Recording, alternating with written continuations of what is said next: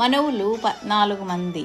స్వయంభువు, స్వారోచిషుడు, ఉత్తముడు, తామసుడు, రైవతులు, చాక్షుషుడు, వైవస్వత మనువు, సూర్య సావర్ణి, దక్ష సావర్ణి, మేరు సావర్ణి, రుద్ర సావర్ణి, బ్రహ్మ సావర్ణి, రైచ్యుడు, భౌత్యుడు.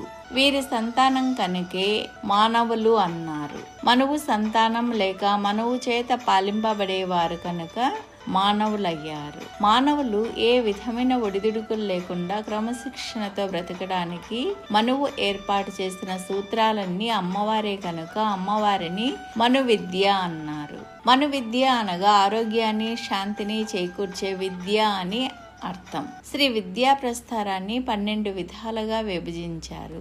ఈ 12లో మనువిద్య ఒకటి. అనగా లోకాలను ధర్మబద్ధంగా ఉంచడానికి, తాను లోకాలను ధర్మబద్ధంగా పాలించడానికి